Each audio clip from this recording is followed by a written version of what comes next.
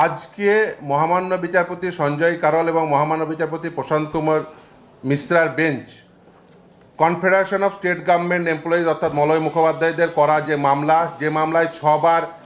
জিতেছে confederation of state government employees অর্থাৎ রাজ্য সরকারি কর্মচারীরা, সেই মামলায় আজকে মহামান্য বিচারপতিরা একেবারে ডিসাইড করে দিয়েছেন যে ডিএ কর্মচারীদের জন্য লিগালি এনফোর্সেবল রাইট, যে কথা কলকাতা হাইকোর্ট বলেছিল সেই কথাই আজকে মহামান্য সর্বোচ্চ ন্যায়ালয় বলেছে এবং কর্মচারীদের জয় হয়েছে এবং অলরেডি 25% এরিয়া ডিএ যেটা দেওয়ার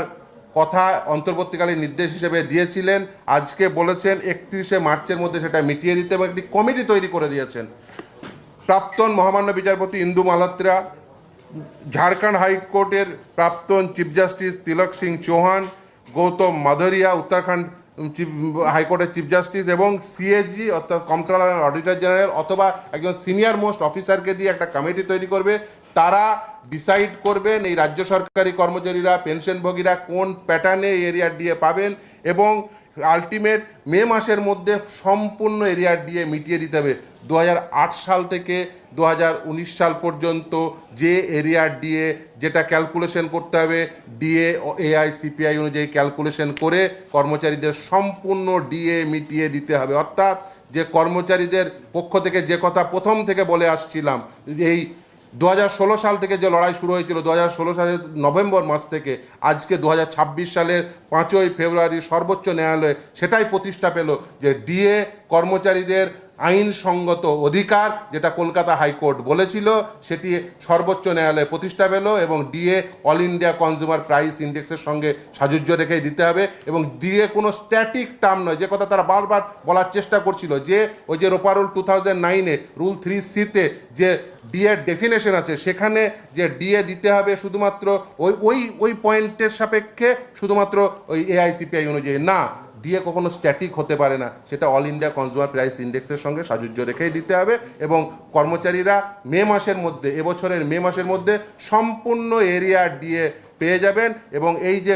সর্বোচ্চ ন্যায়ালয় যে সর্বোচ্চ পর্যায়ের যে হাই পাওয়ার কমিটি তৈরি করে দিয়েছেন এই 4 সদস্যের, তারাই ডিসাইড করবেন এই যে কিভাবে দেওয়া হবে। ফলে কর্মচারীরা এখানে মলয়দা রয়েছেন, শ্যামলদা রয়েছেন, যারা এই মামলা করেছিলেন তারা অত্যন্ত খুশি যে তারা আলটিমেট 6 বার জেতার পরে 7ম বারেও কর্মচারীদের জয় হলো, রাজ্য সরকারি কর্মচারীরা তারা জয় পেল এবং তারা আলটিমেট জয়ের হাসি হাসলো। এই কথাটাই প্রথম দিন থেকে বলে আসছি যে কখনোই যে সরকারের ফান্ড নেই, সরকারের এই সঠিকভাবে টাকা নেই, এই কথা বলে কখনোই সর্বোচ্চ ন্যায়ালয়ের কাছে তারা পার পাবেন না এবং সেটাই আদালতে আজকে প্রতিষ্ঠা পেল যে ফান্ড কনস্ট্যান্টের পয়েন্টে কখনোই যে আমি টাকা দিতে পারবো না, যেটা লেগালি এনফোর্সেবল রাইট, যেটা আইন দ্বারা প্রতিষ্ঠিত আন্ডার আর্টিকেল 309 এই রোপা রুল 2009 ফ্রেমড হয়েছিল, তাই সেটা লিগালি এনফোর্সেবল রাইট এবং কর্মচারীরা সেটা আবার প্রতিষ্ঠা করতে সমর্থ হলো। যে লড়াই শুরু করেছিলাম সেই প্রথম থেকে আজকে কনফেডারেশন পক্ষ থেকে এই মলয়দা এবং শ্যামলদারা যে লড়াই শুরু করেছিলেন সেই লড়াইয়ে আজকে রাজ্য সরকারি কর্মচারীরা রাজ্যের পেনশনভোগীরা তাদের জয়প্রাপ্তি ঘটেছে এবং তারা অত্যন্ত খুশি। সুপ্রিম কোর্ট একাধিক প্রশ্ন তুলেছেন, যে প্রশ্নগুলো আজকে বিচার করা একদম কি কি সেই প্রশ্ন ছিল? দেখুন 13টি প্রশ্ন করেছিলেন, সেই 13টির প্রশ্নের সাপেক্ষে আজকে এই মামলাটির রায় হয়েছে এবং সেই প্রশ্নগুলো যেমন ছিল যে এটা আরবিটারি কিনা,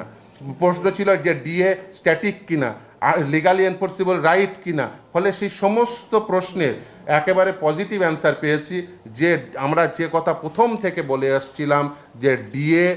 অল ইন্ডিয়া কনজিউমার প্রাইস ইন্ডেক্সের সঙ্গে সাযুজ্য রেখে দিতে হবে এবং ডিএ কখনো স্ট্যাটিক হতে পারে না, যে কথা ওরা বারবার বলার চেষ্টা করছিল যে ডেফিনেশন সেকশনে যেখানে ডিএ রুল 3C-তে বলা আছে যে ডিএর ওই যে ডেফিনেশন ওই 536তম পয়েন্টেই শুধুমাত্র ডিএ স্টিক থাকবে, তারপর তারা তাদের নিজের ইচ্ছা মতো দিতে পারবে। শুধু তাই না, এই তো রাজ্য সরকারই টাইম টু টাইম নোটিফিকেশান দিয়েছে, তাহলে যদি সেই টাইম টু টাইম যে নোটিফিকেশান দিয়েছে তারা যদি বলে যে ডিএ স্ট্যাটিক, তাহলে সেই নোটিফিকেশান কিসের সাপেক্ষে দিয়েছে? সেটা তো একেবারে আরবিটারি অ্যাক্ট হয়ে যাবে। সেটা তো হতে পারে না যে আপনার ইচ্ছা হলো আপনি একটা নোটিফিকেশান দেবেন, আবার আপনার ইচ্ছা মতো যখন ইচ্ছা নোটিফিকেশান দেবেন, সেটা কখনোই হতে পারে না। ডিএ